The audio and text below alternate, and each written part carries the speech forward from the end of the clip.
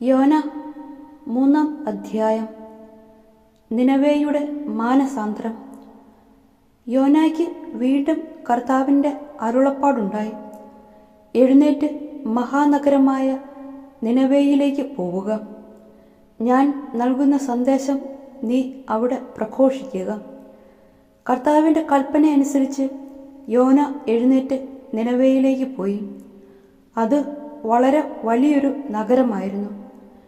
അത് കടക്കാൻ 3 ദിവസത്തെ യാത്ര വേണ്ടിയിരുന്നു. യോന നഗരത്തിൽ കടന്ന് 1 ദിവസത്തെ വഴി നടന്നു. അനന്തരം അവൻ വിളിച്ചു പറഞ്ഞു, 40 ദിവസം കഴിയുമ്പോൾ നിനവെ നശിപ്പിക്കപ്പെടും. നിനവേയിലെ ജനങ്ങൾ ദൈവത്തിൽ വിശ്വസിച്ചു.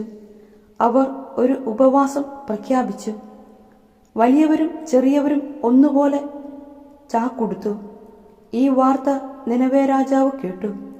അവൻ സിംഹാസനത്തിൽ നിന്ന് എഴുന്നേറ്റ് രാജകീയ വസ്ത്രം മാറ്റി ചാക്കുടുത്ത് ചാരത്തിൽ ഇരുന്നു. അവൻ നിനവേ മുഴുവൻ ഒരു വിളംബരം പ്രസിദ്ധപ്പെടുത്തി.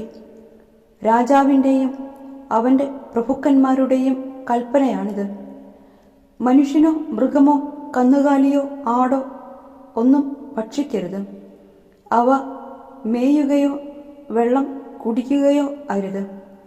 മനുഷ്യനും മൃഗവും ചാക്കുവസ്ത്രം ധരിച്ച് ദൈവത്തോട് ഉച്ചത്തിൽ വിളിച്ചപേക്ഷിക്കട്ടെ. ഓരോരുത്തരും തങ്ങളുടെ ദുർമാർഗത്തിൽ നിന്ന് അക്രമങ്ങളിൽ നിന്നും പിന്തിരിയട്ടെ.